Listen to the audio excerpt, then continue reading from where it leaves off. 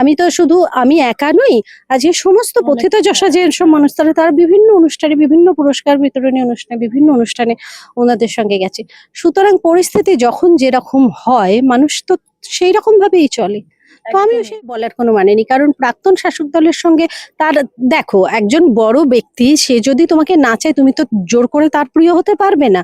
সুতরাং সে কোথাও হয়তো তোমার অভিনয় পছন্দ করে, না হলে তোমাকে মানুষ হিসেবে পছন্দ করে, না হলে তোমাকে দেখতে সুন্দর বলে পছন্দ করে, কোনো কারণে পছন্দ করে এবং তার সঙ্গে সখ্যতা গড়ে ওঠে।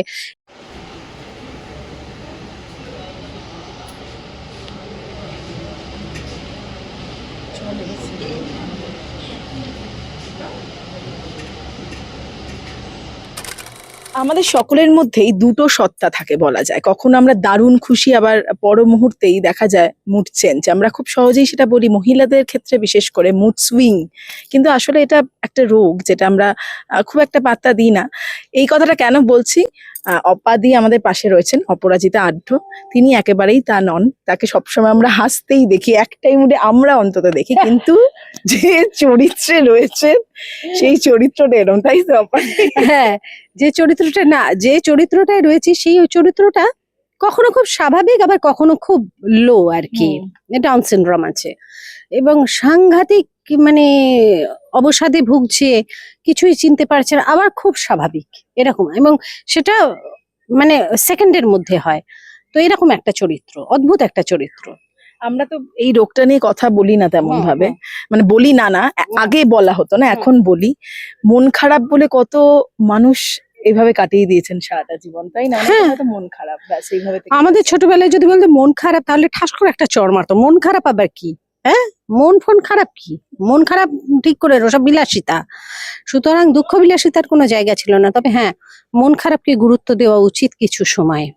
জীবনের কিছু সময় আসে যখন মন খারাপকে খুব গুরুত্ব দিয়ে দেখা উচিত প্রত্যেক মানুষের। না হলে কি হয়, আমাদের ভারতীয়দের যেটা স্বভাব আছে, আমরা মন খারাপকে এমন ঢেকে রাখি এবং এমন একটা সিদ্ধান্ত নিয়ে ফেলি যেটা কাম্য নয়। নন্দিনী তোর জন্য ছবির শুটিং এ এই মুহূর্তে, তো সেক্ষেত্রে এখানেও আমি শুনছিলাম মন খারাপ কিনা জানি না, একটা পরিস্থিতিতে একটি মেয়ে বোধহয় আত্মহননের পথ বেছে নেবেন, তাই তো? একদমই আত্মহননের পথ বেছে নেয়। এবং সেখানে তার চরিত্র, মানে তাকে ঘিরে কি তোমার খানিকটা?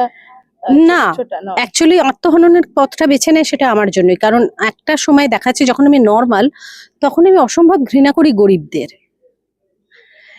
এবং খুব অহংকারী একজন খারাপ মহিলা। আমরা খারাপ অর্থ একটা ট্যাগলাইন দিই না, খারাপ কিছু জিনিস দেখলে বলি খারাপ মহিলা। এই মহিলা খুব খারাপ মহিলা, কিন্তু তারপরেও এর জীবনে এমন একটা ঘটনা ঘটে যে এ নিজেই, এর পার্সোনালিটি চেঞ্জ হয়ে যায়, হয়ে বিভিন্ন ধরনের ঘটনা ঘটতে থাকে। এটা তো থ্রিলার, বিভিন্ন ধরনের ঘটনা ঘটতে থাকে এবং শেষে কি পরিণতি হয় সেটাই হচ্ছে নন্দিনী তোর জন্যর গল্প। একদম অপাদি, এই গল্পটা নিয়ে যদি যাই, যে এই যে ছাত্র ছাত্রীদের মধ্যেও এখন এতটাই আত্মহত্যা করার চেষ্টা, শুধু বলবো না, আত্মহত্যা করে ফেলেন মা বাবা বকলে, বা আরেকটু বড় হলেও গিভ আপ করে দেওয়া, এটা কি মনে হয়? এই যে আমরা খুব জোর দিই মানে এই জিনিসগুলোতে, মনটা খারাপ হচ্ছে কেন হচ্ছে ভাবি, আগে ভাবতাম না বলে হতো না, নাকি এখন হয়তো, মানে কি মনে হয় তোমার? লড়াই করার ক্ষমতা কম, অল্পেতে ভেঙে যায়, তার জন্য আমরা দায়ী। আমরা ছেলে মেয়েকে এমন ভাবে মানুষ করি, মানে খাবারটাও নিয়ে খেতে দেবো না, জলটাও গড়িয়ে খেতে দেবো না, জামা কাপড়টাও কেচে দেবো, সমস্ত, খালি লেখাপড়া কর, খালি পড়াশোনা কর, তার বাইরে সমস্ত কিছু আমরা নিয়ে নেবো। তা তো হবে না, তাকে তো পরিস্থিতির সঙ্গে বাঁচতে শিখতে হবে তাকে তো। আর এই যে সবাই একা একা মানুষ হয়, আগে কি হলো, ভাই বোনেরা মারপিট করছে, তারপরে পাড়ার লোক এসে চারটে কথা শুনিয়ে দিয়ে গেল, আমাদের তো পাড়ার লোক এসে দুঘা পিটিয়েও দিয়ে যেত, সবাই মিলে অন্যায় করেছি, হয়তো পাশের বাড়ির নমি পিসি এসে দুঘা মেরে দিয়ে চলে গেল, এবং তার জন্য আমার মা কোনোদিনও ঝগড়া করতেও যেত না, আবার সেটা বললে মাই উল্টে মারবে। সুতরাং এইসব পরিস্থিতি তো এরা দেখছে না, দেখে তো বড় হচ্ছে না। এখন কেউ মাঠে যায় না, সবাই মোবাইলে খেলে, এখন কেউ পাড়ায় আড্ডা দেয় না, এখন কেউ কটু কথা শোনে না, এখন পাড়ার জ্যাঠারা, যেরকম আমার একটা খুব খারাপ কথা আছে, যদিও বলছে এটা বিপ লাগিয়ে দিবি, হ্যাঁ, সেটা হচ্ছে যে খুব মজার আর কি। আমার মেজো জ্যাঠা, ওনার চাঁদা দিতে খুব বুকে ব্যথা লাগতো, এবার চাঁদা তো দিতেই হবে, আর তখন কতই বা চাঁদা ছিল, লোকে 2 টাকা 5 টাকাই চাঁদা দিত। এবার পাড়ার কালী পুজোর ছেলেরা এসেছে চাঁদা তুলতে, তো মেজ্জাটা এরকম ভাবে বিল লিখছে, তখন মেজ্জাটা বলছে, আমি পেছন, তখন ছোট্ট মেজ্জাটার পেছন পেছন, আমি বলছে, মেজ্জাটা বলছে, তুমি রমেন বাবুর ছেলে না? বলছে হ্যাঁ কাকু। এখন কি করছো? ছিঁড়ছি। এই যে বিল ছিঁড়ছি। বলে, তো এখন তো মানুষের সময়ও নেই এটা জিজ্ঞাসা করার বা এই ধরনের কটাক্ষ করার বা এই ধরনের মিষ্টি কটাক্ষ। হয় লোকে খুব রুডলি, খুব নোংরা ভাবে কথা বলে, খুব বাজে ভাবে কথা বলে, বিশেষ করে সোশ্যাল মিডিয়ায়, যেটি যেখানে মানুষ নিজে অলক্ষ্যে থাকে তাকে দেখা যায় না, আইডেন্টিফাই করা যায় না, বলাটা অনেক সহজ হয়ে যায়। সেটা যাকে বলছে সে খুব ব্যক্তিগতভাবে অনেক সময় নিয়ে নেয়, তার উপর একটা অন্য প্রকোপ পড়ে, এবং বিভিন্ন কারণে মানুষের লড়াই করার ক্ষমতা কমে যাচ্ছে এবং ক্যামোফ্লেজ করার ক্ষমতা বেড়ে যাচ্ছে বলে ওই জন্য এই ধরনের ঘটনা ঘটে। তুমি খুব একটা রিয়াক্ট করো না কোনো কিছুতেই, হুম। বা একটা কিছু হলো সঙ্গে সঙ্গে সেটা নিয়ে বলা কখনোই খুব নয় অপাদি। তুমি যেহেতু বললে এক্ষুনি, কিছুদিন আগেই প্রথমবার যে আমার আমার মনে হচ্ছে আমি এরকম ভাবে দেখলাম, তুমি খুব বিরক্ত হয়ে খানিকটা খারাপ লাগা থেকে একটি ভিডিও করো ভাইফোঁটায় তোমার ছবি, অরূপ বিশ্বাসকে ভাইফোঁটা দেয়া নিয়ে।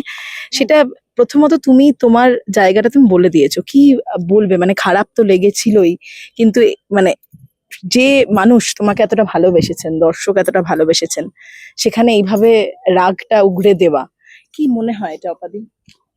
এটা তো দর্শক তো আমার উপর রাগ ওগড়ায়নি, এখানে কিছু সাধারণ মানুষ যারা আছেন, করেছে। হ্যাঁ। তারা সাধারণ মানুষ বলেও আমি মনে করি না, তারা সাধারণ মানুষ নয়। এবং আমার যা বক্তব্য আমি তো সেটা বলেছি, কি হুম। বলেছি এখন ভুলেও গেছি, ছাত্র মাথা, যাই হোক।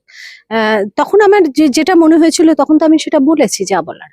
তারপরে আর এটা নিয়ে আমার বলার কিছু নেই এবং এও করারও কিছু নেই।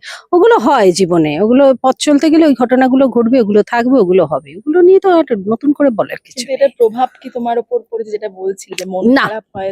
এর প্রভাব এইটার যেটা প্রভাব, হ্যাঁ সাময়িক তো পড়েছেই, সেটা বললে তো মিথ্যে কথা। তখন যখন ঘটনাটা ঘটে তখন তো একটা প্রভাব হয়, তারপর ওটা কিন্তু ম্যানেজ করে নিতে আমি শিখেছি। আমি জীবনে প্রচুর ট্রোলিং, যখন ট্রোল শব্দটা আসেনি তখনই আমি ট্রোলিং এর মধ্যে দিয়ে বড় হয়েছি। তুমি কি সুতরাং নিয়ে আমি troll এসবকে হতে? পাত্তা আগে দিই। আগে জানি না। ছোটবেলায় জামা কাপড় পরান, এই দেখেছো অমুকের, এই বিজনদার মেয়ে কিরকম জামা কাপড় পরে যাচ্ছে, এই ধেই ধেই করে কোথায় চলে গেল, এই সারাদিন নেচে নেচে বেড়াচ্ছে, লেখাপড়া হবে কি করে, সারাদিন শুধু ফাংশন করছে, এসব শুনে আমি অভ্যস্ত, আমার সব গায়ে লাগে না। কিন্তু আমি অপরদিকে ওসবকে পাত্তা দিই না। শোন অর্পিতা, আমার জীবনে খুব ইম্পর্টেন্ট হচ্ছে আমার বাড়ির লোকজন, যাদের সঙ্গে আমি থাকি। আমার কাছে ম্যাটার করে যে তারা আমার সম্বন্ধে কি ভাবছে, তারা আমার সঙ্গে ভালো আছে কিনা, আমি তাদের সঙ্গে ভালো আছি কিনা। তাদের আমাকে আমাকে ভালো রাখার দায়িত্ব হচ্ছে তাদের, এবং তাদেরকে ভালো রাখার দায়িত্ব হচ্ছে আমার। হ্যাঁ, এর বাইরে কে কি ভাবছে না ভাবছে তাতে আমার কিচ্ছু যায় আসে না। আমার কাজ নিয়ে সম্পর্ক, বাকিদের সঙ্গে আমার কাজ নিয়ে, আমি কাজটা কতটা ভালো করলাম আর কি কাজ করতে পারলাম সেটাই হচ্ছে একটা আমার দেখানোর জায়গা। বাদ বাকি আমার জীবনটা অত্যন্ত ব্যক্তিগত, এবং সেটা আমি আমার মধ্যে ওই শামুকের খোলসের মধ্যে থাকতেই পছন্দ করি। হ্যাঁ, আমার যেটা খারাপ লাগে যে ধর আমার ননদ স্কুলে যায় বা এরা যায় বা আমার জায়েরা যায়, আমরা তো অনেক বড় ফ্যামিলি, তাদেরকে বিভিন্ন লোক বিভিন্ন ধরনের প্রশ্ন করে, ভালোও করে খারাপও করে, এবার তারা কিভাবে হ্যান্ডেল করে তাদের ব্যাপার। কিন্তু অপাদি একটা কথাই, যে শিল্পীদের যে রাজনৈতিক যোগ, সেটা নিয়ে তো বহুদিন কথা হচ্ছে, বিশেষ করে ফোর্থ মের পর থেকে দেখবে রেজাল্টটা বেরোনোর মানে বদলে যাওয়ার পর থেকেই, এবং শাসক দলের সঙ্গে ঘনিষ্ঠতা, প্রাক্তন শাসক দলের সঙ্গে ঘনিষ্ঠতা, তারপরেই বহু শিল্পীরা পাল্টি খাচ্ছেন, এটা সকলে বলছেন এই ভাষাটা, এবং সত্যিই তাই আমরা দেখেছি। তুমি কিছুই বলনি, কিন্তু একটি ছবি ঘিরে অরূপ বিশ্বাস গ্রেফতার হওয়ার পর যেহেতু এই তোমাকে নিয়ে বলা শুরু হয়, তার আগে বলেনি, বিভিন্ন মঞ্চেও যদিও তোমায় দেখা গেছে, সেক্ষেত্রে কি এটা আফসোস হয় যে কেন করেছিলাম, মানে যেহেতু ইমেজটা অভিনেত্রী শিল্পীদের বদলে পরিস্থিতি যাচ্ছে। যখন যেরকম থাকে তখন তো, আজকে অরূপদাকে তো আমি মন্ত্রী অরূপ বিশ্বাস হিসেবে চিনি না। আমার 29 বছর বিয়ে হচ্ছে, 30 বছর আমার অভিনয় জীবন, আর ওনারা কত বছর, 10 বছর না 15 বছর এসছেন, বা 10 বছরে ওনারা প্রমিনেন্ট হয়েছে, ধরো 5 বছর তো এমনি মানুষের গোছাতেই কেটে যায়, 10 বছর। তার আগেও 20 বছরের আমার অভিনয় জীবন ছিল, এবং আমি বিয়ের পর থেকেই যখন অভিনয় করা শুরু করি তখনই ওনাদের পুজোয় যাওয়া শুরু করি। তখন উনি এমনি সুরুচির অরূপদাই ছিলেন, এবং তখন থেকেই ওনার সঙ্গে, যেহেতু প্রতিদিনের সঙ্গে আমার খুব সম্পর্ক ভালো, ওনাদের সঙ্গে আমি এতবার পুজোয় গেছি, এত অনুষ্ঠানে গেছি, মানে পুজোর অনুষ্ঠানেই আর কি, জাজমেন্টে গেছি, হয়েছে। এবার পরবর্তীকালে উনি যখন এই অনুষ্ঠানটা শুরু করেছেন তখন প্রত্যেক বছরই আমাকে ফোন করতেন।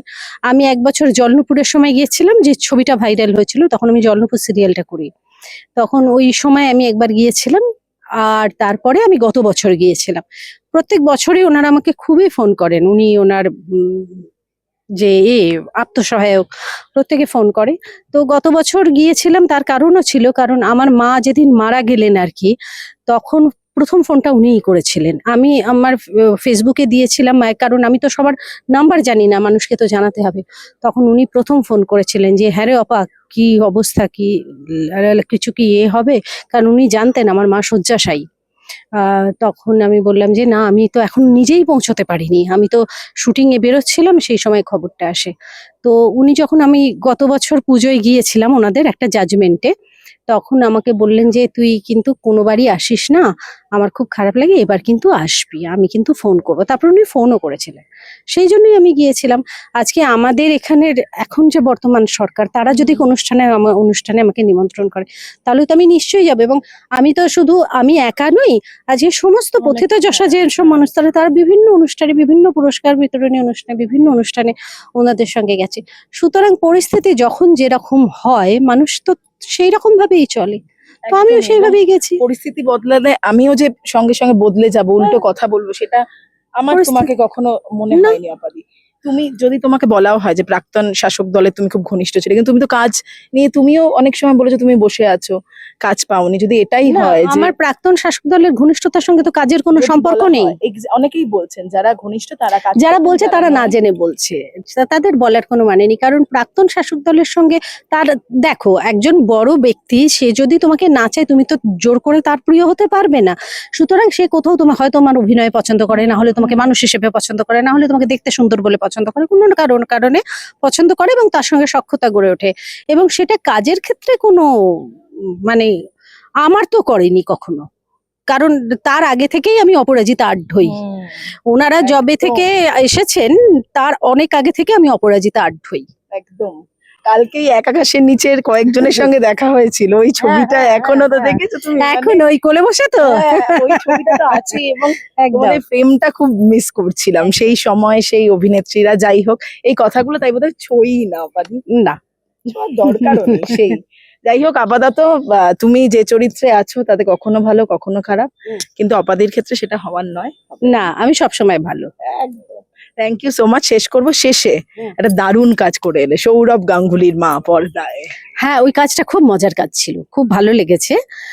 খুব মানে শক্ত কাজও ছিল, খুব হেক্টিক শিডিউল ছিল, কিন্তু খুব ভালো কাজ হয়েছে এবং একটা এক্সপিরিয়েন্সও হলো, একদম অন্য ধরনের এক্সপিরিয়েন্স। এবং কাজ যে কত ভালো হতে পারে, মানে কি লেভেলের হতে পারে, না করলে বোঝা যেত না।